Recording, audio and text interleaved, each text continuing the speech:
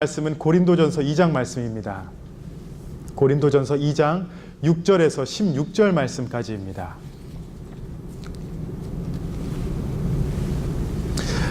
한 절씩 서로 교독하시겠습니다. 제가 먼저 보겠습니다. 그러나 우리가 온전한 자들 중에서는 지혜를 말하노니 이는 이 세상의 지혜가 아니요 또 이 세상에서 없어질 통치자들의 지혜도 아니요 하나님의 지혜를 말하는 것으로서 곧 감추어졌던 것인데 하나님이 우리의 영광을 위하여 만세 전에 미리 정하신 것이라. 이 지혜는 이 세대의 통치자들이 한 사람도 알지 못하였나니 만일 알았더라면 영광의 주를 십자가에 못 박지 아니하였으리라. 기록된 바 하나님이 자기를 사랑하신 자를 위하여 예비하신 모든 것은 눈으로 보지 못하고 귀로 듣지 못하고 사람의 마음으로 생각하지도 못하였담과 같으니라. 오직 하나님의 성령으로 이것을 우리에게 보이셨으니 성령은 모든 것 곧 하나님의 깊은 것까지도 통달하시느니라. 사람의 일을 사람의 속에 있는 영 외에 누가 알리요? 하나님의 일도 하나님의 영 외에는 아무도 알지 못하느니라. 우리가 세상의 영을 받지 아니하고 오직 하나님으로부터 온 영을 받았으니 이는 우리로 하여금 하나님께서 우리에게 은혜로 주신 것들을 알게 하려 하심이라. 우리가 이것을 말하거니와 사람의 지혜가 가르친 말로 아니하고 오직 성령께서 가르치신 것으로 하니 영적인 일은 영적인 것으로 분별하느니라. 육에 속한 사람은 하나님의 성령의 일들을 받지 아니하나니 이는 그것들이 그에게는 어리석게 보임이요 또 그는 그것들을 알 수도 없나니 그러한 일은 영적으로 분별되기 때문이라. 신령한 자는 모든 것을 판단하나 자기는 아무에게도 판단하지 아니하니라. 같이 보십니다. 누가 주의 마음을 알아서 주를 가르치겠느냐?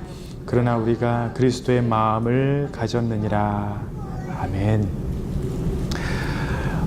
초대교회 이후에 기독교 역사상 가장 위대한 인물, 위대한 신학자를 뽑으라라고 하면요, 4세기와 5세기에 활동했던, 여러분 잊지 않으실 거예요. 이름은 꼭 기억하실 것입니다. 세인트 어거스틴이라고 합니다. 성 어거스틴이라고 합니다. 우리가 자주 지나가는 그 길 이름인데요. 기독교에서는 우리가 루터, 칼빈, 종교개혁의 핵심 인물들을 많이 얘기하고 있지만 사실 루터와 칼빈이 종교개혁을 할 때에 다시 말씀 중심으로 돌아가자 하기 위해서 영향을 받았고 그리고 참고했던 많은 신학자들 중에 한 명이 바로 어거스틴이었습니다. 그래서 가장 위대한 신학자가 어거스틴이다라고 많은 사람들이 주장을 합니다. 그런데 이 어거스틴은요, 원래 예수님을 믿기 전에 당대 가장 유명한 수사학자였습니다. 철학자였어요. 그래서 또 그것을 가르치던 교수이기도 하였습니다. 그래서 그는 예수를 믿기 전에 성경을 읽어본 적이 있었지만 성경을 읽고 나서 그가 결론을 내린 것이 성경은 더 읽을 가치가 없고 믿을 수 없는 그냥 하나의 판타지 책이다. 이렇게 결론을 내리고 읽지를 않았습니다. 그리고 예수를 믿지를 않았어요. 왜냐하면 그가 성경을 읽을 때 수사학적 지식으로 그리고 철학적 지식으로 성경을 읽어나가면서 분석을 했기 때문입니다. 그런데 하루는 하나님께서 이 어거스틴의 교만한 마음을 흔들기 시작했어요. 어거스틴이 깊은 고뇌에 빠져서 아무리 부인하려고 해도 자신이 너무나도 추하고 더러운 존재이다라는 것을 생각하게 되었고 이것을 어떻게 해결을 해야 되는지 큰 고민에 빠지고 있었습니다. 그런데 예수님을 어떻게 영접을 했는지 이 어거스틴의 간증을 한번 들어보시면요, 참 재밌는 이야기가 하나 있어요. 그렇게 고민을 하고 고뇌에 빠진 상태에서 산책을 하는데 어린아이들의 노래를 듣게 됩니다. 어린아이들이 어떤 노래를 하냐면요, 가사가 굉장히 심플했어요. 집어 읽어라, 집어 읽어라, 집어서 읽어라, 이런 가사의 내용을 계속 아이들이 노래를 하는데 어거스틴이 지나가다가 그 가사를 듣고 듣다가 막 무엇인가 마음에서 일어나는 것 같아서 집으로 달려가서 먼저 잡히는 책을 확 열어서 그냥 집어 읽기 시작했어요. 그게 바로 성경이었습니다. 그리고 아무데나 읽기 시작을 했는데요, 그가 읽었던 구절이 어디였냐면 로마서 13장 11절이에요. 제가 PPT와 주보에는 준비를 안 했는데 한번 들어보시기 바랍니다. 로마서 13장 11절 말씀에 또한 너희가 이 시기를 알거니와 자다가 깰 때가 벌써 되었으니 이는 이제 우리의 구원이 처음 믿을 때보다 가까웠음이라. 밤이 깊고 낮이 가까웠으니 그러므로 우리가 어둠의 일을 벗고 빛의 갑옷을 입자. 낮에와 같이 단정히 행하고 방탕하거나 술 취하지 말며 음란하거나 호색하지 말며 다투거나 시기하지 말고 오직 주 예수 그리스도로 옷 입고 정욕을 위하여 육신의 일을 도모하지 말라. 어거스틴이 평생 무시하던 그 성경이요, 그때에는 어거스틴에게 다가오기 시작하였습니다. 그 말씀이 진리로 다가오기 시작했고 하나님 앞에서 어거스틴은 그 자리에서 회개하고 진리에 대해서 눈을 뜨기 시작했습니다. 이게 무슨 동화책 같은 스토리야 이렇게 여러분 말할 수 있지만, 여러분 이것은요, 우리가 생각하는 가장 위대한 신학자이고 기독교에 영향을 주었던 어거스틴의 진지한 살아있는 간증입니다. 그의 어머니 모니카의 기도 또한 우리가 잘 알고 있습니다. 그런데 어거스틴이 자신의 간증을 나누면서 무엇이라고 고백을 하냐면요, 인간의 지식으로 구원에 이르지 못하고 인간의 노력으로 자기가 죄인이라는 것, 그 죄를 어떻게든 해결할 수 있다는 그 방법을 깨달을 수 있는 사람은 없다. 오직 하나님의 지혜로 말미암아 우리가 구원에 이를 수 있다라는 그런 깨달음을 얻고 예수를 믿기 시작합니다. 그리고 이 하나님의 지혜는 바로 성령님을 통해서 온다라는 것입니다. 어거스틴은 자신의 지혜로 진리를 알 수 없다는 것을 깨닫고요, 아주 유명한 글을 남깁니다. 오늘 설교의 제목이기도 합니다. 나는 알기 위하여 믿는다. 내가 알기 때문에 하나님을 믿습니다, 이게 아니라 내가 무엇인가를 깨달았고 완벽하게 알기 때문에 그래 나는 이제 하나님을 믿을 수 있어, 이게 아니라 나는 이제 알기 위하여 하나님을 먼저 믿습니다. 이 고백을 어거스틴이 했고요, 그리고 진정 우리의 신앙이 바로 이러한 고백 가운데 살아가고 있습니다. 우리 사랑하는 성도 여러분, 이 어거스틴의 고백을 꼭 기억하시고 이러한 마음으로 하나님을 바라보시기 바랍니다. 우리가 하나님과 영적인 것을 다 알아서 믿는 것이 아니라 하나님을 더 알기 위해, 하나님 앞에 더욱더 가까이 하기 위해 우리는 믿음으로 그 앞에 나아가시는 것으로 믿으시기 바랍니다. 아멘. 오늘 고린도 지방 사람들은 지혜에 대해 관심이 많은 자였던 것을 우리가 계속해서 나눴습니다. 고린도를 포함해서 그리스 전체 사람들은 세상에서 가장 중요한 것은 지혜이고 지식이다라고 주장을 했어요. 지혜를 중요시 여기는 고린도 성도들을 향하여 바울은 오늘 본문 말씀을 통해서 세상에서는 두 가지의 지혜가 있다라고 말합니다. 바로 세상의 지혜와 하나님의 지혜이다라고 말합니다. 오늘 본문 말씀 6절 7절을 한번 보겠습니다. 그러나 우리가 온전한 자들 중에서는 지혜를 말하노니 이는 이 세상의 지혜가 아니요 또 이 세상에서 없어질 통치자들의 지혜도 아니요 오직 은밀한 가운데 있는 하나님의 지혜를 말하는 것으로서 곧 감추어졌던 것인데 하나님이 우리의 영광을 위하여 만세전에 미리 정하신 것이라. 여러분, 지난주에 우리가 고린도전서 2장 1절에서 5절 말씀을 통하여서 바울이 고린도에는 순수한 복음만을 전했다라는 것을 나눴습니다. 고린도 지방을 바로 방문하기 전에 아테네에 가서는 자신의 모든 지식과 자신의 경험을 동원해 가지고 성경 말씀을 철학적으로 분석을 해서 그 아덴 사람들과 토론을 하면서 나눴습니다. 그 결과가 어떻게 됐어요? 그는 실패하고 아덴을 떠나서 고린도에 와서 오직 복음, 오직 그리스도의 십자가만을 전했던 것을 우리가 지난주에 나눴습니다. 그리고 바울이 또 무엇을 나눴냐? 그 당시에 고린도 교회에서 분열이 일어나는 이유가 순수한 복음의 문제가 아닌 그들의 인간적인 요소를 내세우는 것 때문에 너희가 지금 교회가 분열하고 있다. 다른 이유가 아니라, 복음이 두 가지가 아니라, 가르침이 달라서가 아니라 내가 너에게 순수한 복음을 전했고 그 순수한 복음에서 영적 생활을 하는데 너희의 분열은 이 영적인 것 때문이 아닌 너희가 자꾸 더하려고 했던 인간적인 사상과 인간적인 생각 때문에 너희 교회가 분열된 것이다 라고 말했습니다. 그리고 이어지는 오늘 말씀에서는요, 구원을 가져오는 십자가의 도와 관련된 하나님의 지혜, 세상적인 지혜가 아니라 하나님의 지혜는 인간의 노력과 인간의 지식이 아닌 오직 한 가지 때문에 우리에게 주어진다고 합니다. 그 지혜는요, 오직 성령님을 통해서만 우리가 깨달을 수 있고 우리가 알 수 있다는 것입니다. 오늘 계속되는 이 고린도전서 말씀을 통하여서 하나님의 지혜가 무엇인지를 여러분 깨달으시기 바랍니다. 그리고 두 번째로는요, 그 지혜 가운데로 인도하시는 성령님의 역사가 무엇인지를 깨닫고 은혜 받는 귀한 시간이 되시기를 바랍니다. 아멘. 첫 번째로 6절 말씀을 보시면요, 바울은 온전한 자라고 말합니다. 온전한 자들 중에서 지혜를 말하노니, 온전한 자, 영어 성경을 보시면요, mature, the mature이라고 합니다.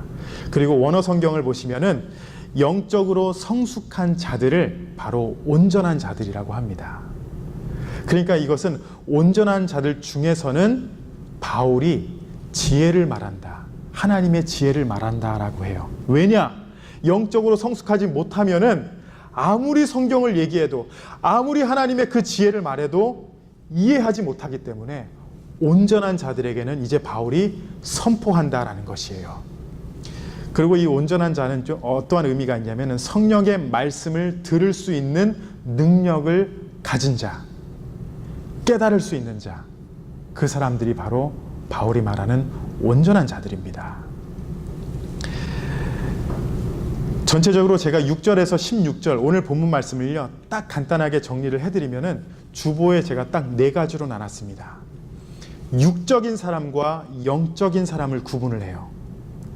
여기서 육적인 사람은 성령을 받지 못한 채 물질 중심으로 사는 사람을 말하고요. 그리고 바울이 말하는 영적인 사람은요, 성령을 받아서 영적 차원에서 사는 사람들을 영적인 사람이라고 합니다. 그리고 3가지를 바울이 더 구분을 하는데, 이 4가지를 여러분 알면요, 6절에서 16절 말씀을 완벽하게 이해하실 수 있어요. 하나님의 지혜를 깨닫지 못한 사람, 그리고 성령 안에서 그것을 깨달은 사람, 그리고 비그리스도인, 그리고 그리스도인, 미성숙한 그리스도인, 성숙한 그리스도인, 이렇게 딱 4가지를 구분해서 바울은 말합니다. 주보를 참고하시면요, 여러분 나중에도 꼭 기억하실 수 있어요. 이러한 구분을 통해서 바울이 주장하는 것은 고린도 교회 성도들은 예수 안에서 하나님의 은혜를 받았고 성령의 은사를 받았고 복음을 선포하면서 살아가고 있지만, 말씀 생활 속에서 살아가고 있지만 인간적인 분쟁이 아직까지 있다라는 것이에요. 여러분 그렇잖아요. 다 기도합니다. 다 말씀 안에서 은혜를 받아요. 그런데 희한하게 교회 안에서 분쟁이 생겨요. 말씀 안에서 갈라져요. 그 이유가 무엇인지도 모르겠지만 분열이 생겨서 교회가 깨질 때가 너무나도 많습니다. 그런데 바울은 이러한 문제를 통하여서 고린도 교회 성도들이 그리스도 밖에 있어서 예수를 영접하지 않아서 일어나는 것이 아니라 성령을 받았지만 그들이 성숙하지 못해서 바로 이러한 모습으로 살아간다라는 것입니다. 제발 좀 온전해져라. 제발 좀 온전해져서 하나님의 지혜를 깨달아서 무엇이 하나님의 뜻인지를 알아라 이거예요. 이것이 바로 바울이 고린도 교회를 향해서 그리고 우리에게 선포하고 있는 하나님의 지혜에 관한 메시지입니다.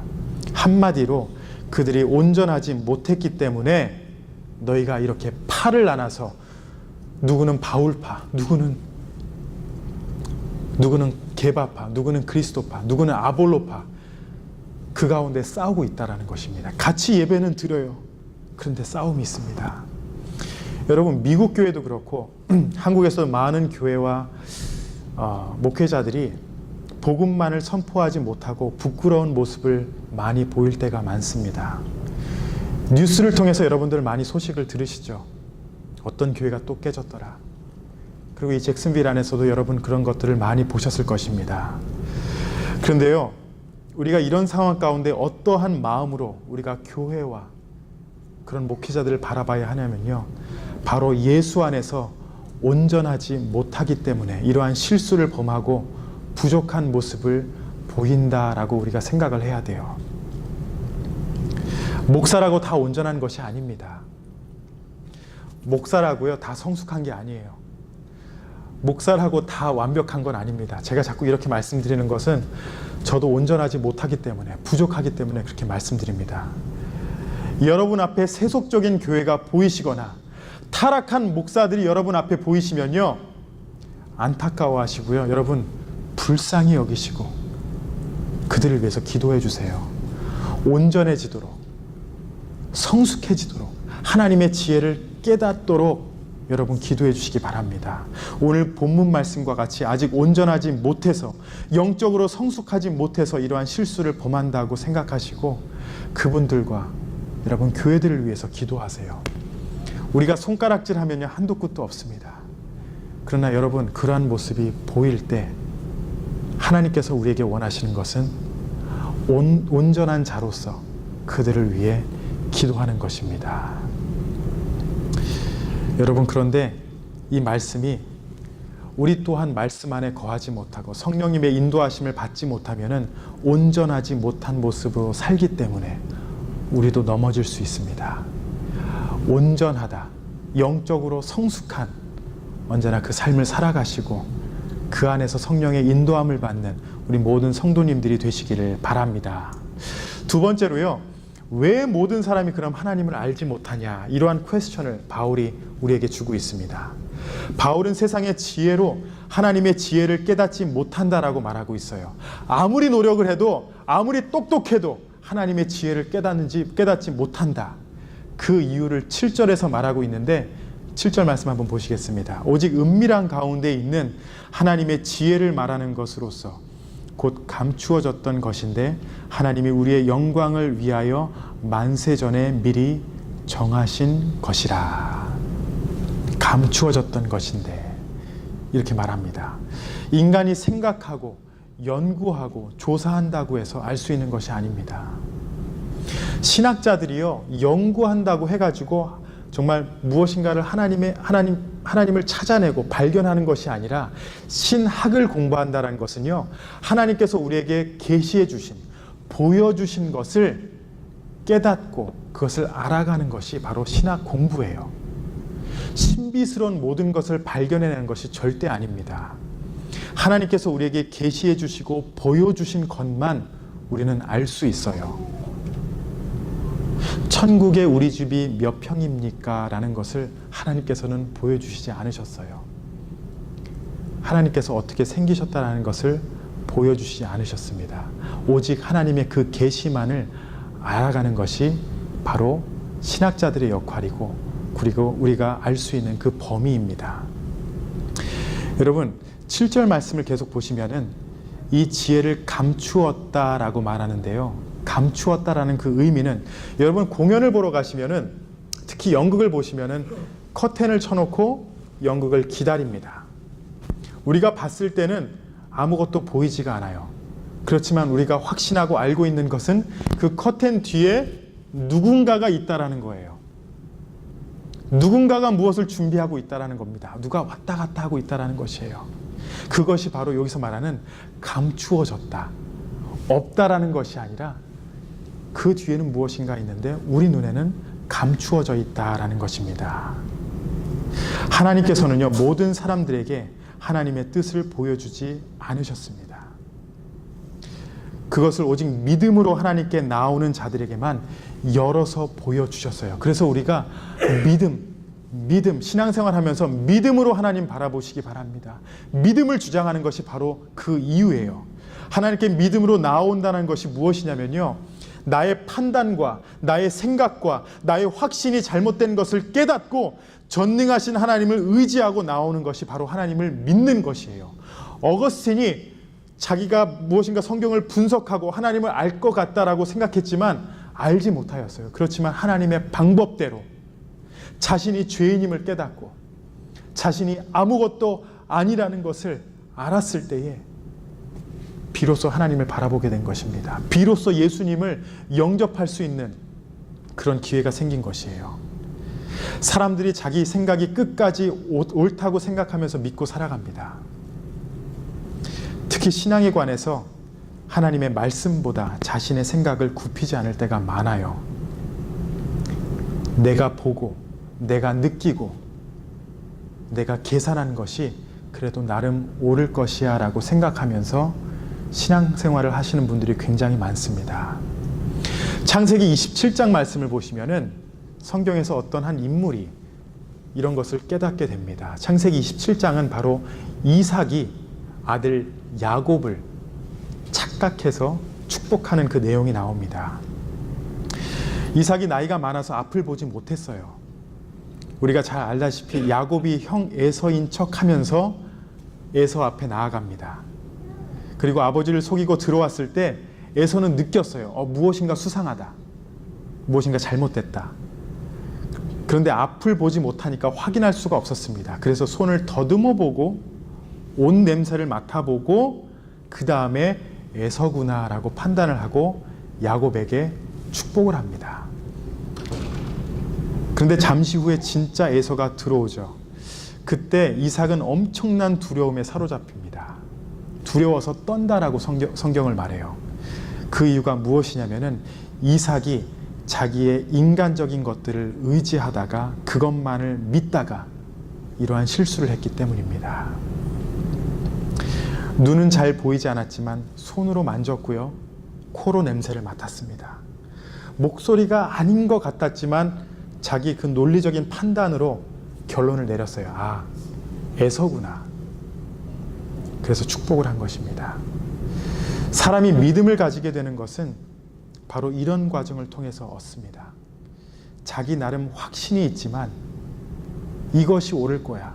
이렇게 생활을 하면은 그래도 나름 거룩한 삶을 살아가는 거야 라고 생각을 하지만 어느 순간 내가 생각한 것과 내가 판단한 것이 전혀 맞지 않은 그런 방향으로 내 삶이 흘러갈 때, 감추어진 것 뒤에 무엇인가가 있는 것을 확신할 때, 그때 우리가 믿음으로 하나님을 올바로 바라보게 됩니다. 하나님은요, 모든 사람들을 그렇게 인도하세요. 9절 말씀 한번 보실까요? 기록된 바 하나님이 자기를 사랑하는 자들을 위하여 예비하신 모든 것은 눈으로 보지 못하고 귀로 듣지 못하고 사람의 마음으로 생각하지도 못하였다 함과 같으니라. 우리의 노력으로 눈과 귀로 마음, 생각으로 하나님을 안다라고 우리는 판단을 내립니다. 하나님은요, 우리의 방법이 아닌 오직 하나님의 방법으로 우리에게 지혜를 나타내시고 말씀하시고 하나님이 자기를 사랑하는 자들을 위하여 그의 성령 안에서 우리에게 보여주십니다. 우리가 죄를 깨닫는 것은요, 그래서 하나님의 은혜예요.